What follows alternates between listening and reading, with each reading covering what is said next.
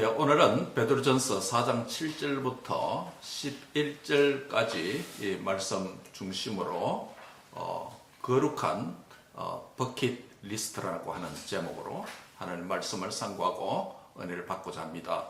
우린 지난 3주 동안 이런 제목으로 말씀을 전했습니다. 어떤 제목이었죠?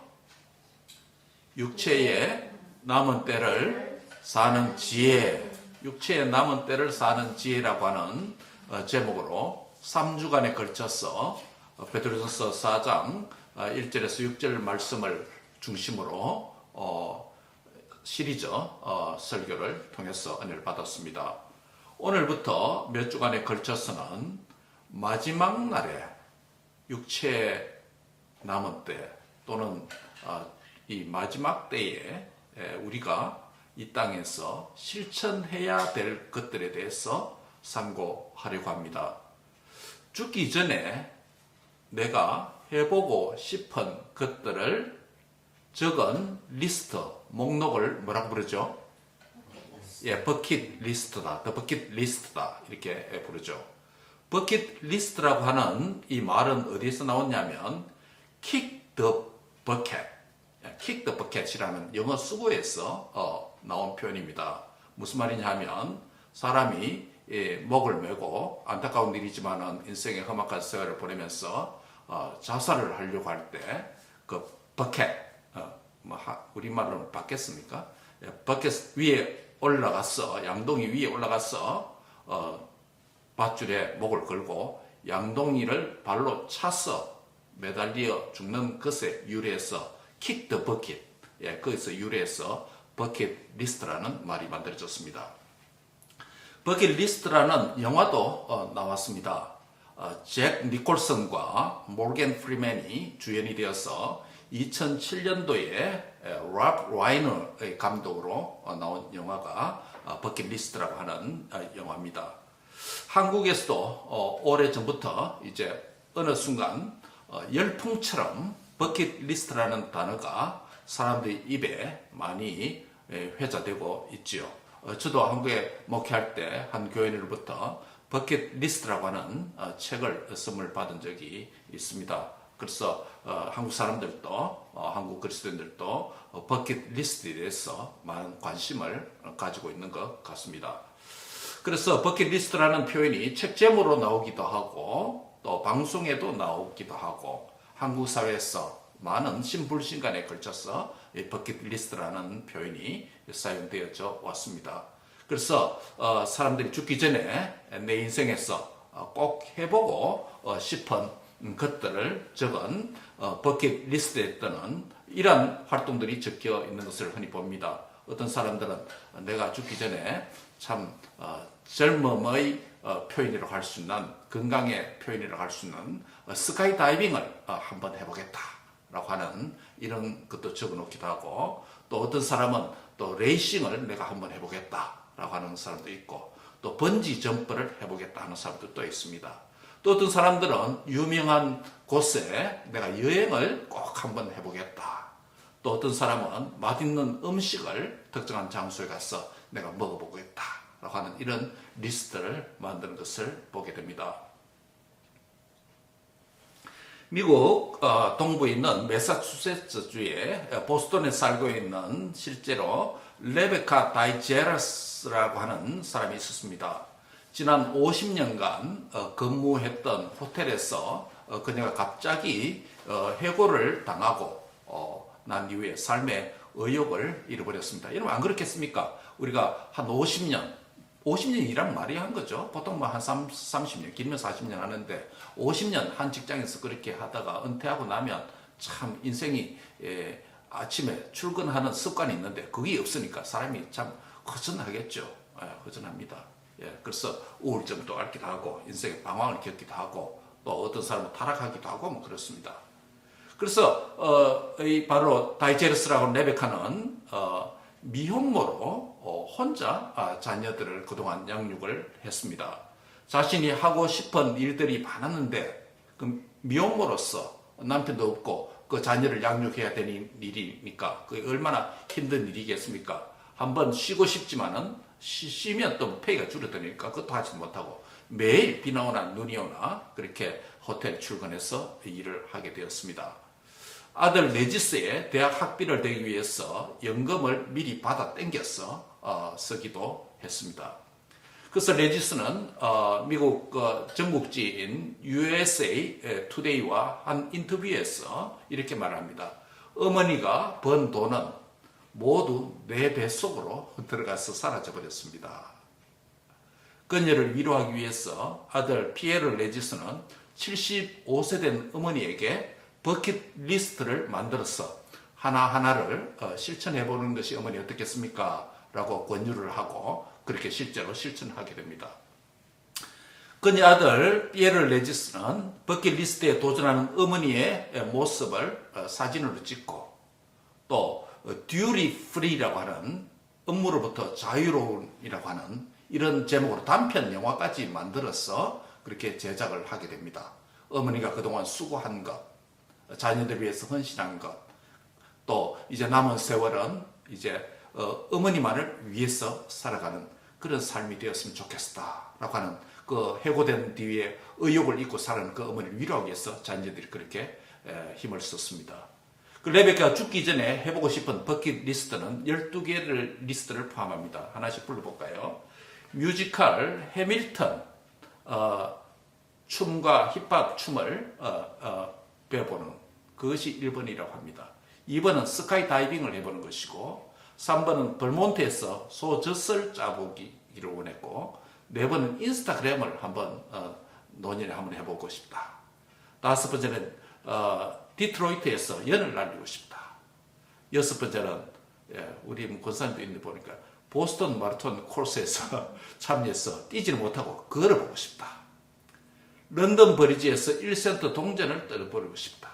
10년 이상 만나지 못한 손녀와 케이크를 굽고 싶다. 영국에 있는 언니의 무덤을 방문하고 싶다. 보스턴 빅베이 지역을 그려서 명화를 완성하고 싶다. 행선지 모를 적흥 여행을 떠나고 싶다. 마지막 12번째는 글쓰기를 해보고 싶다. 어떻게 보면 소소하고 간단한 것들입니다.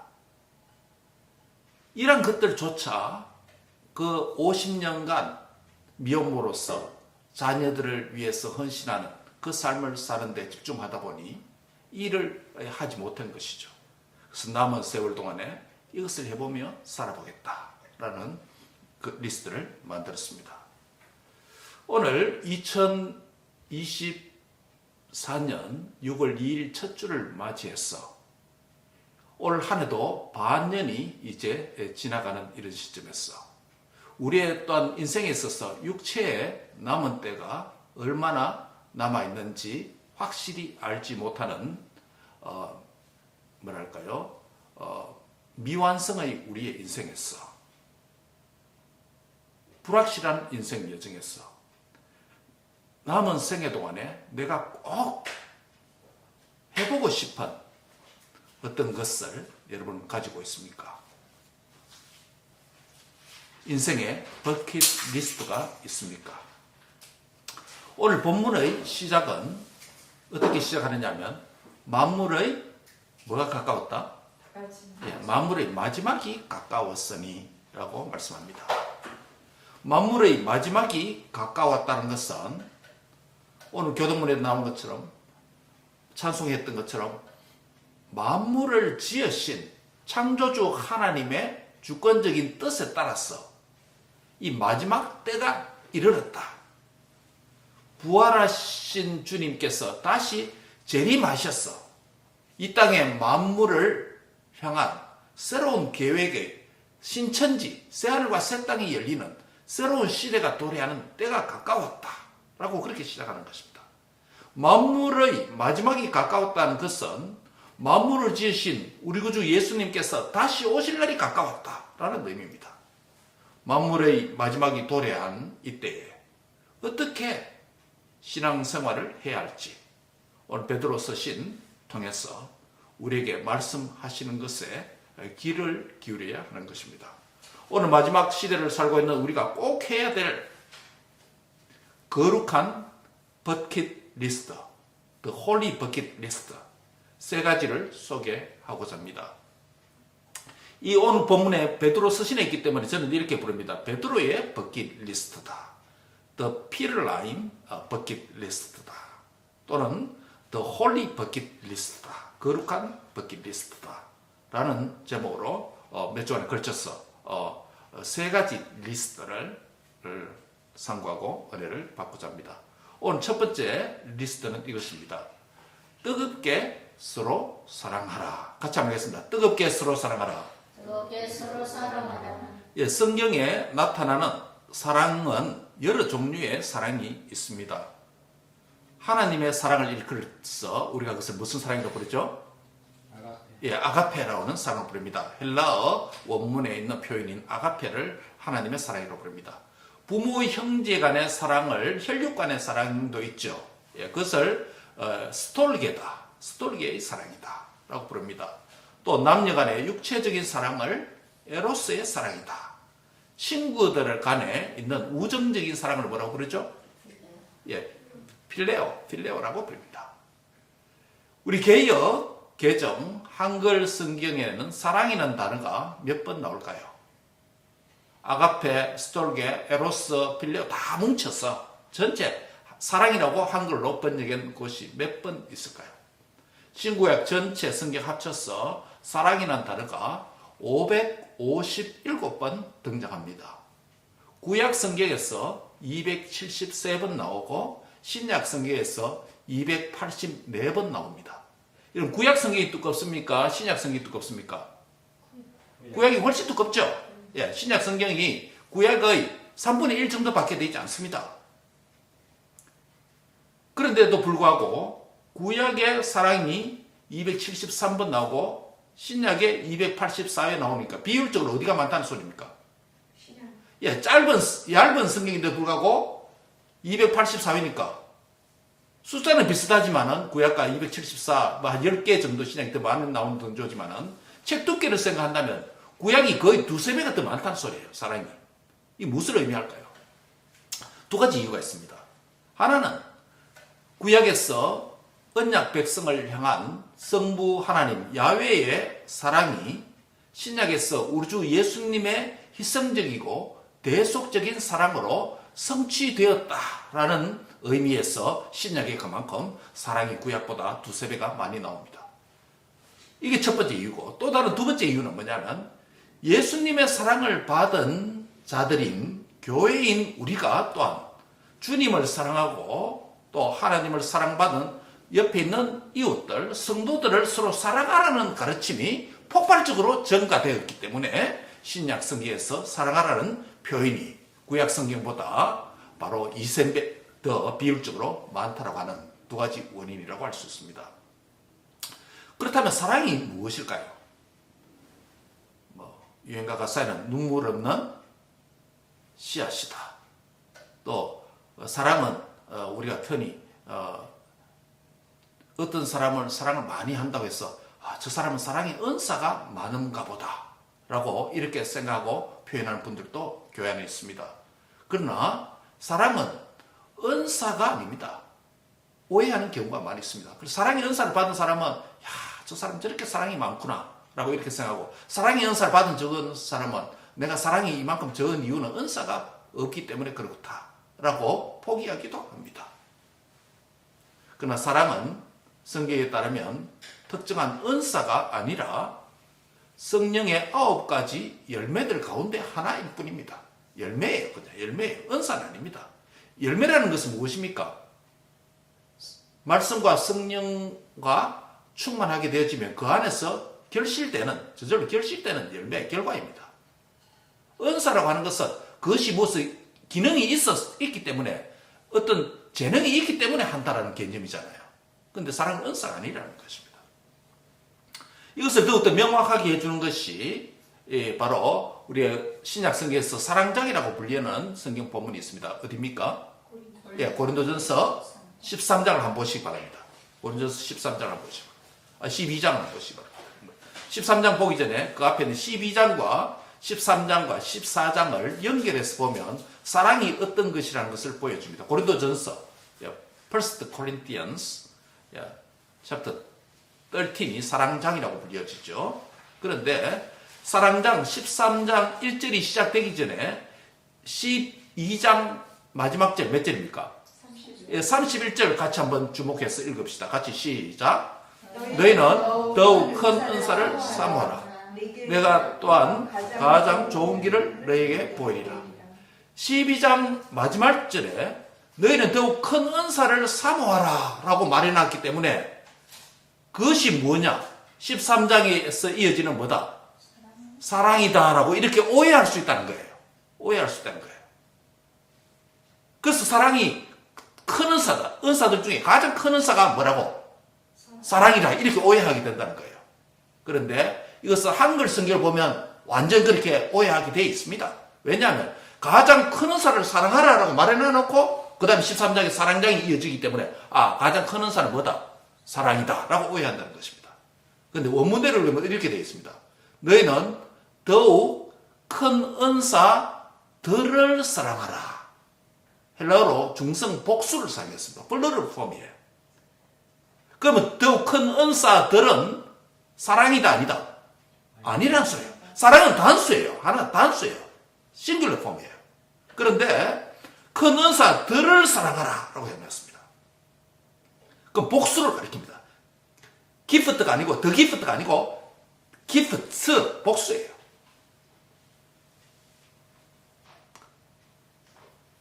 그리고 12장 31절 마지막에 내가 또한 가장 무슨 길을 보인다? 좋은 길을 너희에게 보일 것이다 라고 말하면서 사랑장이 이어집니다. 그래서 첫 번째 말하는 것은 여기서 우리가 깨닫게 되는 것은 더욱 큰 은사들이라고 하는 이 복수 표현으로 되어 있는데 이것으로부터 사랑이 아니다.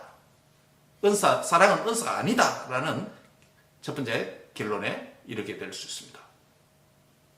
12장과 14장에 보면 고린도서 12장과 14장에 보면 여러 가지 은사 목록들이 나타납니다. 12장과 14장에. 그래서 12장과 14장에 언급되는 여러 가지 은사들이 그 모든 은사들이 더욱 큰 은사들이 큰 은사들이 되게 하는 방법, 길이 무엇이다? 바로 그거라는 거예요. 큰 은사들이 될 수 있도록 하게 하는 비결, 길이, 방법이 사랑이라는 가장 좋은 길이라는 것입니다. 무슨 말입니까? 여러분, 교회 은사들이 많이 있습니다. 성령님께서 오순절 성령님께 임하셔서 주님의 백성들에게, 교회에게 여러 가지 은사들을 주셨습니다. 한 사람은 여러 가지 은사가 있을 수도 있고 또 한 사람이 하나의 은사들이 있을 수도 있습니다. 또 그 은사들이 서로 나누어서 또 공통적으로 동력하는 은사들도 있습니다. 그런데 이 은사들이 제대로 효과적으로 사용되고 건강하게 교회 안에서 사용되려면 가장 좋은 길이 있다. 그게 뭐라고요? 그게 바로 사랑이다. 이런 의미입니다. 은사는 무엇입니까? 은사는 어떤 개인이 천부적으로 태어나면서부터 받은 재능이고 그것이 후천적으로 교육과 훈련과 또 여러 가지 일을 통해서 점점 더 개발되고 발전되어서 효과적으로 사용할 수 있는 기능 및 재능을 우리가 뭐라고 부릅니까? 은사라고 부릅니다. 그렇죠? 탤런트 우리가 보통 그렇게 부릅니다. 그 은사 자체만으로 공동체 안에서 화려한 기능을 뽐낼 수 있습니다. 어떤 사람들은 보면 참 나이가 어린데도 보고 기타를 얼마나 잘 치는 사람이 있는가 하면 음악 연주를 천사의 보이스 같은 이런 데는 목소리도 있고 어떤 사람은 태어나면서부터 IQ가 측정 불가할 정도로 239를 넘었어서 보는 즉시 외워버립니다. 특별한 언어에 재능이 있어서 들었다 하면 안 잊어버리고 몇 개국 언어를 할 수 있고 수학과 과학 이런 부분에 탁월한 재능을 어릴 때부터 천부적으로 받았어. 그것이 어느 시점에 와서 부모에 의해서 선생에 의해서 발견되었어. 계속 그것이 개발되고 영재교육을 하게 되고 그래서 그 재능이 빛나는 것을 보게 됩니다. 그래서 그 은사 자체만으로 그 사람이 빛날 수 있습니다. 사람의 주목을 끌 수 있습니다. 그러나 그것만으로 공동체를 건강하게 세워갈 수가 없습니다. 세상적으로도 보면 그런 은사를 가진 사람들이 사회적 기능들이 약화되어서 다른 사람과 교제가 단절되고, 그래서 나중에는 그 은사를 가진 사람들이, 재능을 가진 사람들이 인생에 아주 낙오되어 있는 역설적인 결과를 보는 사람도 있습니다. 영재교육이 실패죠. 교회도 마찬가지입니다. 교회 안에서 하나님께서 주신, 각자에게 주신 은사가 교회 공동체를 건강하게 세우기 위해서 유익한 도구로서 하나님께서 은사를 주셨습니다. 그 은사를 어떻게 하면 잘 사용할 수 있는지, 가장 좋은 길이 무엇인지, 가장 좋은 방법과 비결이 무엇인지 사랑장 고린도전서 13장에서 그렇게 말씀을 하는 것입니다. 은사를 행하는 가장 좋은 길이 바로 사랑이다 라고 그렇게 말을 하는 것입니다. 그래서 13장은 구체적으로 사랑의 정의에 대해서, 특징에 대해서 설명하는 것이죠. 그래서 사랑장이라고 부르는 것입니다. 사랑은 뭐가 아니다? 은사가 아니다. 아니다는 거예요. 은사를 행할 수 있는 가장 좋은 길, 방법, 비결이 뭐다? 사랑이다. 그 사랑의 비결과 특징들이 고린도전서 13장이다 라는 이런 의미가 됩니다.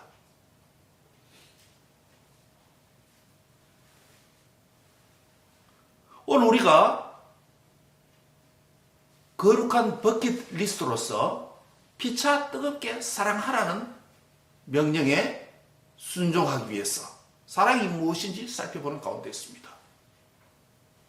사랑이라고 하는 가장 좋은 길 없이 아무리 탁월하고 빛나는 은사들이 있다 할지라도 그것을 행할 때에 자신에게는 유익이 되고 뽐낼 수 있는 근거가 될지 몰라도 다른 사람에게, 공동체에 유익을 끼치지 못하는 경우가 많습니다.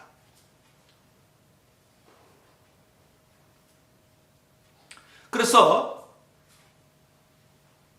다양한 은사를 가진 사람들 사이에 서로 충돌과 갈등이 조성되기도 합니다. 그렇게 되면 공동체의 화평이 깨어집니다. 그것이 가정이든 교회든 마찬가지입니다. 좋은 다양한 연장들이 많이 갖추어 있음에도 불구하고 사람과 공동체를 살리는 도구가 아니라 도리어 파괴하고 죽이는 무기가 될 수도 있습니다. 오늘 현대교회 안에서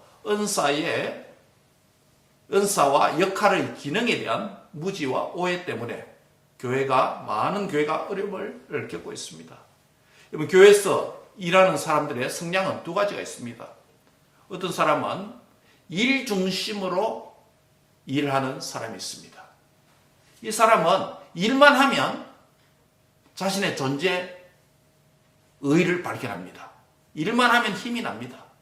그런데 일거리가 줄어들면 이 사람은 자신의 존재 정체성을 발견하지 못합니다. 방황할 수도 있습니다. 두 번째 사람은 관계 중심으로 일하는 사람의 성향이 있습니다. 이 사람은 다른 사람과의 관계를 통해서 일을 하게 됩니다. 그런데 일 중심의 사람과 관계 중심의 사람은 어디까지나 성향입니다. 그 사람의 특정 성향입니다. 서로 다름과 차이의 문제이지 어느 것이 더 낫고 더 우월하다라는 것은 개념은 아닙니다. 만약 관계 중심의 어떤 사람이 자신의 성향대로 사람과의 관계만을 중시하고 일은 뒷전에 둔다면 그것은 효율성이 떨어지겠죠. 반대로 일 중심의 사람이 일만 염두에 두고 그 일에 관련된 주변의 사람들과는 관계를 무시한다면 일은 좀 되는 것으로 보이지만은 모두가 상처투성이가 될 수 있습니다. 일의 효율성과 다른 사람과의 관계의 효율성 모두가 고려하여서 자신의 은사, 역할, 재능을 행할 때 건강한 공동체가 될 수 있겠죠.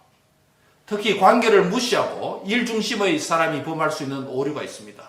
일에만 집착하게 될 때 사람들 사이에 관계에 문제가 오는 것을 알아차려야 하는데 그렇지 못한 경우가 들어있습니다.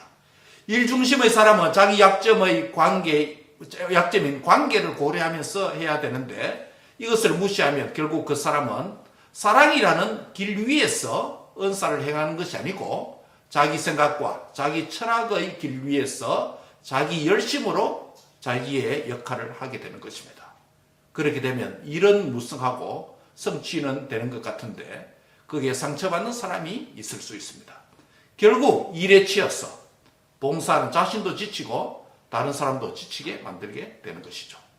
결국 우리가 건강한 교회, 건강한 가정을 세우는 일에 실패하게 됩니다.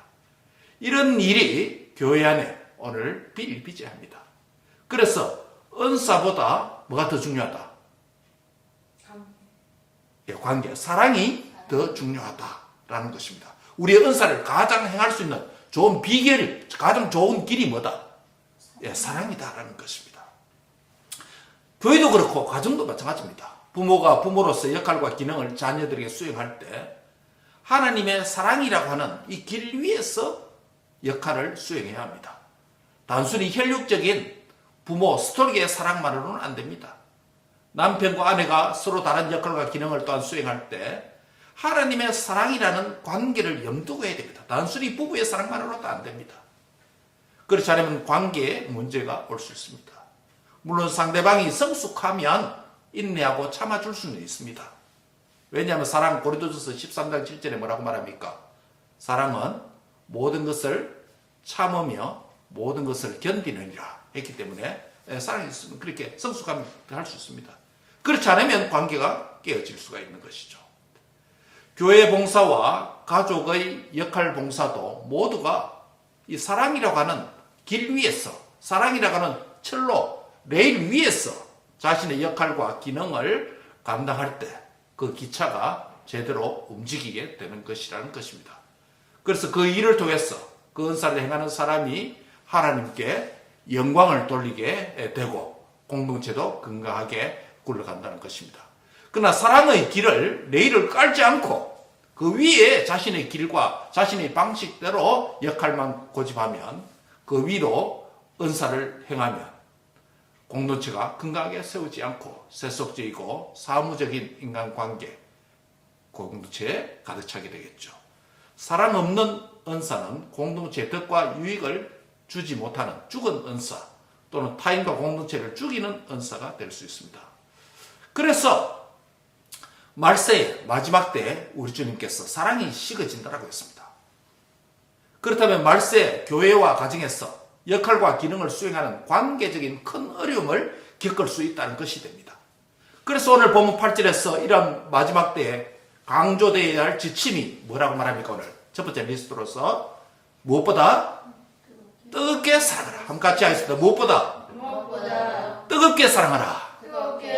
이게 가장 이로울 일이라는 거죠. 무엇보다 예수님께는 가장 first of all, 무엇보다 뜨겁게 사랑하는 것이 마지막 때 사랑이 식었기 때문에 마지막 때 관계가 끼어지기 때문에 뜨겁게 사랑하라. 우리 한국교회가 회복해야 될 가운데 우리가 이 음성을, 주님의 이 음성을 이 마지막 때에 생생하게 드려야 됩니다. 여러분, 오늘 우리 한국에 아이 안 낳는 부분 요즘 오래된 이야기고요.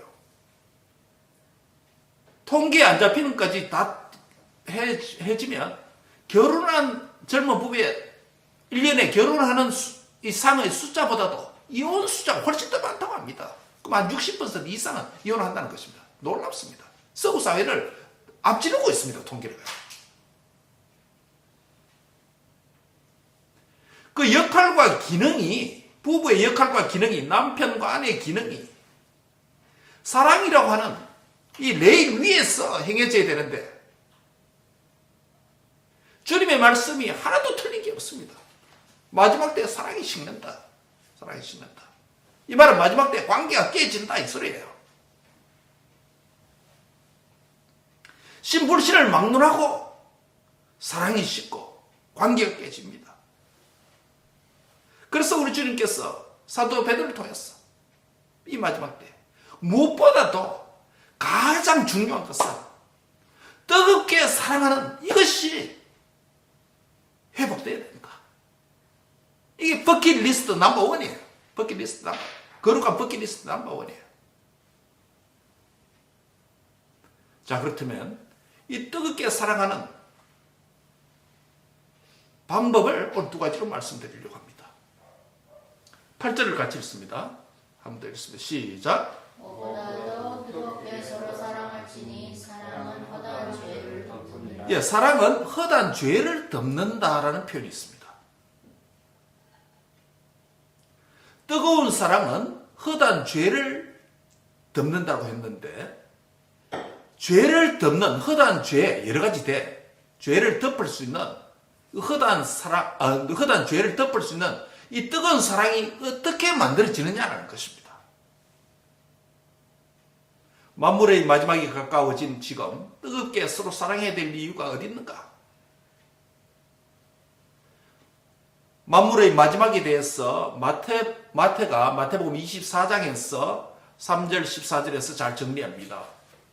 그 가운데 하나가 뭐냐면 불법이 성함으로 많은 사람의 사랑이 식어지리라.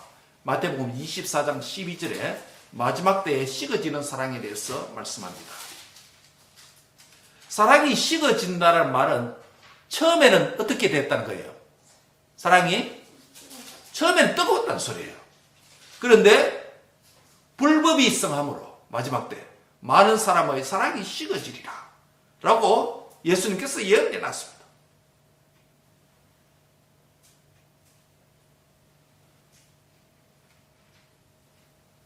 불법이 성함으로, 하나님의 법을 지키지 않으므로,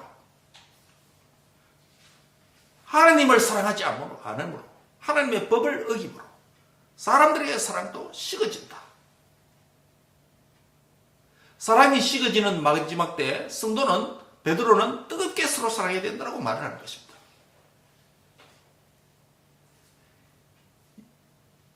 베드로를 부르신 예수님께서 만물이 마지막에 사랑이 식어진다라고 말하니까, 예수님 부활승천한 후에 베드로가 초대교회를 섬기면서 이 베드로전서를 쓰면서 마지막 때 버킷리스트 넘버원으로서 뜨겁게 사랑해야 된다. 왜? 베드로가 살아있을 때, 베드로가 제자로 부름을 받았을 때 그를 부르신 예수님이 뭐라고 말했기 때문에, 마지막 때에 불법이 성함으로 사랑이 식어진다라는 이 말씀을 베드로가 들었기 때문에 예수님으로부터 관련이 있겠죠. 이 말씀 베드로에게 와닿겠죠. 그러니까 베드로는 뭐라고 말합니까? 무엇보다도 이 마지막 때 뭐하라? 뜨겁게 피차 사랑해야 된다. 왜? 우리 주님께서 우리가 예수님 지상사에 가실 때 우리에게 이 말씀을 하셨다. 마지막 때 사랑이 식어진다라고 말했다. 이런 표현을 베드로가 쓰지는 않았지만 마음속에 그런 게 있겠죠. 그래 가만 보니까 예수님의 말씀이 성령으로 인해서 기억되니까 맞다. 마지막 때 이 사랑이 식어지는구나. 우리 교회의 정체성이 식어지는구나. 주님의 사랑이 식어지는구나. 그래서 너희가 피차 뜨겁게 사랑해야 된다. 베드로가 버킷리스트 넘버원에 올려서 지금 교훈하고 있는 것입니다.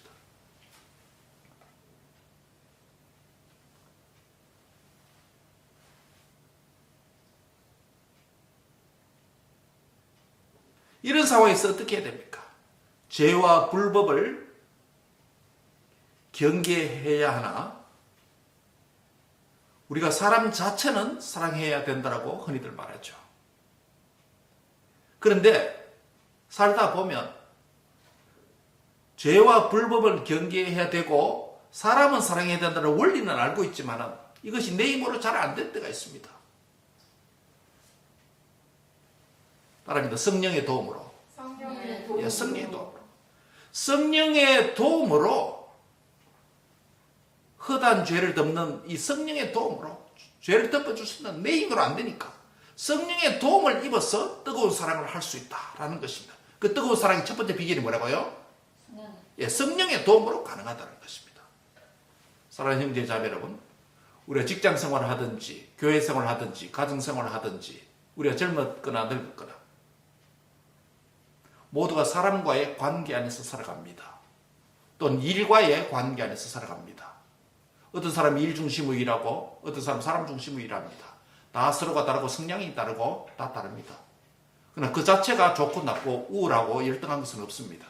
그 차이점을 인정하고 그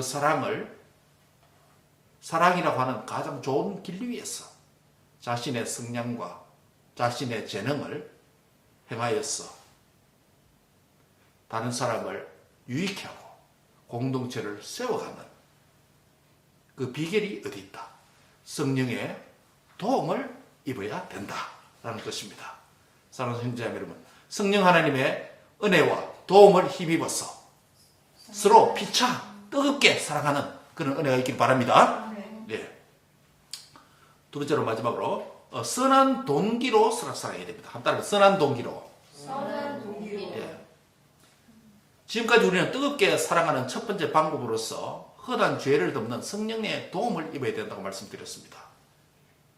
이제 여기서 뜨겁게 사랑하는 두 번째 방법으로서 선한 동기로 서로 사랑해야 된다는 말씀을 전가합니다. 9절을 같이 한번 읽겠습니다. 9절입니다. 시작. 서로 대접하기를 원망 없이 하라. 예, 남을 대접할 때 원망 없이 하라. 무슨 뜻일까요? 왜 원망 없이 원망의 문제를 대접의 문제에다가 이슈에다가 언급하였을까요? 서로를 대접할 때 금기사항이 9절에 언급되어 있습니다. 원망 없이. 대접하라는 명령의 말씀에 왜 원망 없이를 많이 포함되어 있을까요? 내가 대접한 대로 대접을 받지 못할 때 그 사람을 뭐 할 수 있습니까? 예, 원망할 수 있습니다. 나는 이렇게 했는데 왜 너는 안 했냐? 나는 너에게 사랑을 베풀었는데 너는 왜 이렇게 응답이 없느냐? 이렇게 원망할 수 있다는 것입니다. 우리는 예수님의 산상설교에서 대접에 관한 말씀을 이해해야 됩니다. 예수님은 마태복음 7장 12절에서 이렇게 말합니다. 그러므로 무엇이든지 남에게 대접을 받고자 하는 대로 너희도 남을 뭐하라? 네, 대접하라.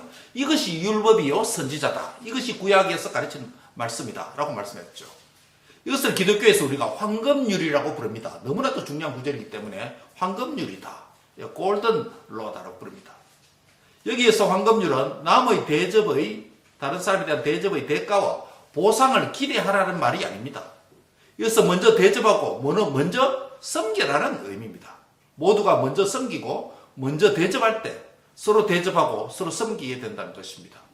그러나 남의 대접 대가를 바라면서 대접하고 나중에 내가 그 대접한 만큼 상대방으로부터 상응하는 대접을 받지 못할 때 원망할 수가 있습니다. 그래서 오늘 본문에서 원망 없이 서로 대접하라 라는 동기에 대해서 말씀을 하고 있습니다. 예수님께서 마지막 심판 자리에서 마태복음 25장 37절에 보면 이런 말씀이 있습니다. 이에 의인들이 대답하여 이르되 주여 우리가 어느 때에 주께서 줄이신 것을 보고 음식을 대접하였으며 어느 때에 목마르신 것을 보고 우리가 마시게 하였습니까? 라고 이렇게 제자들이 묻습니다. 그때 예수님께서 마태복음 25장 40절에 말합니다. 지극히 작은 자에게 한 것이 곧 누구에게 한 것이다? 예, 곧 내게, 예수님 자신에게 한 것이다. 이 땅에서 우리가 누구를 대접한다고 할 때 지극히 작은 자에게, 우리가 아는 자이건 모르는 자이건 지극히 작은 자에게 물 한 컵이라도 그들의 필요를 채워준다면, 그런 동기를 가지고 한다면 그것이 곧 주님 자신에게 하는 것이다 라고 주님이 그렇게 평가를 하신다는 것입니다. 주님께 하듯, 바꿔 이야기하면 이겁니다. 대가를 바라는 게 아니고 주님께 하듯 선한 동기를 가지고 최선을 다하여 이웃을 뜨겁게 사랑하면서 섬길 때 곧 그 섬김이 누구에게 한 것이다? 예, 주님 자신에게 한 것이다 라고 그렇게 얘기해 주신다는 것입니다. 그래서 우리가 성도들의 쓸 것을 공급하고 손대접하기를 힘써라, 로마서 12장 13절의 말씀이 있죠. 또 히브리서 13장 2절에 보면 손님 대접하기를 잊지 말라. 이로써 부지 중에 누구를 대접했다? 천사들을 대접한 이들이 있다. 누굽니까? 아브라함과 사라가 부지 중에, 예, 3명의 사람들이 방문했잖아요. 그래서 손을 잡고 막 결국 보니까 천사들을 대접한 것이 되었다 라고 히브리서 기자가 아브라함의 그 행위, 아브라함과 사라가 정성을 다해서 나그네를 대접한 것을 그렇게 평가를 했지 않습니까? 말씀을 했습니다. 베드로가 보여주는 거룩한 버킷리스트, 마지막 때를 살아가는 세상의 마지막 게 성도들이 실천해야 될 버킷리스트 넘버 1이 뭐라고요? 뜨겁게 피차서라. 뜨겁다는 표현을 썼습니다. 왜냐하면 마지막 때에 이것이 어떻게 되기 때문에 식어지기 때문에. 예수님께서 들었던 말씀 그대로 기억하잖아요. 베드로. 그렇죠? 문장, 표현도 그래요. 너가 마지막 때에 사랑이 식어진다. 불법이 성하면 사랑이 식어진다 했으니까 베드로가 내가 예수님 말씀을 들었다 이런 표현 안 쓰지만은 그 표현에 나타나 있습니다. 너희는 피차 뭐하게? 뜨겁게라는 표현을 넣어놨기 때문에 식어진다는 것을 전제하고 있다는 겁니다. 그 말씀이 그만큼 베드로가 이 서신을 쓸 때 성령께서 영감을 주셨다는 의미겠죠. 그 말씀, 성령은 말씀이 기억나게 하는 거니까. 그래서 말씀을 기억나게, 예수님 말씀을 기억해서, 야, 이 마지막 때 사랑이 식어지는구나. 그래서 너희가 뜨겁게 사랑해서 이 사랑을 짓게 된다. 라고 베드로가 이 서신을 고민하고 있습니다. 그런데 이 사랑을 내 힘으로 할 수 없기 때문에, 누구 힘으로? 성령님의 도움과 힘으로 뜨겁게 사랑할 수 있다. 두 번째는요, 선한 동기를 가져야 된다. 왜? 내가 소자에게 하나 섬기는 것이 곧 누구에게 한 것이다. 예수님 자신을 섬기는 것이기 때문에. 주님께 하듯 하라. 따라하면 주께 하듯 사랑하라. 사랑의 두 가지 원리를 말씀드렸습니다. 하나는 성령의 도움으로 행하고 뜨겁게 사랑할 수 있고, 또 하나는 선한 동기, 곧 주님께 하듯 사랑하라. 말씀을 냈습니다. 불법이 성하는 이 마지막 때에 사랑이 식어진다라고 우리 주님께서 경고하셨으니 마지막 때를 살아가고 있는 우리 성도 여러분, 내 안에 사랑이 식어지는 것을 느끼게 됩니까? 사랑의 온도가 어떻습니까? 오늘 본문은 베드로의 버킷리스트 넘버원은 뜨겁게 뭐하라? 사랑하라. 그것도 피차 한 사람이 아니라 피차 뜨겁게 모두가 사랑해라. 이것 때문에 내가 너희에게 왔다. 하나님은 사랑이다. 그렇죠? 이것 때문에 내가 왔다. 이것이 식어지지 않도록 해라. 그럼 어떻게 할 수 있느냐? 성령의 도움을 힘입어서 이 사랑을 계속해라. 또 하나는 주님께 하듯 선한 동기를 가지고 이 사랑을 계속해라. 그래야 할 때 너희가 내 제자인 줄 안다.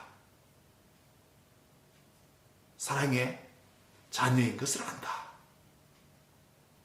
이 사랑의 명령에 순종하는 저와 여러분 될 수 있길 바랍니다.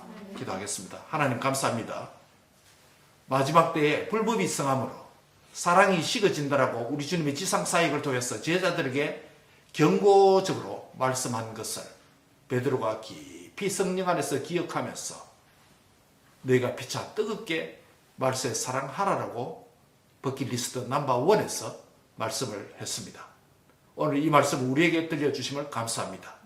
사랑하는 주님, 오늘 내 안에 주님에 대한 사랑이 식어지지 아니하였는지 살피기를 원합니다. 형제 자매를 향한 사랑이 식어지지 않았는지 살피기를 원합니다. 세상을 향한 죽어가는 영혼들에 대한 사랑이 식어지지 않았는지 점검하게 하옵소서. 그래서 하나님이 좀 죽게 하듯 성령의 도움을 힘입어서 뜨겁게 사랑을 회복하는 그런 은혜가 함께 주옵소서.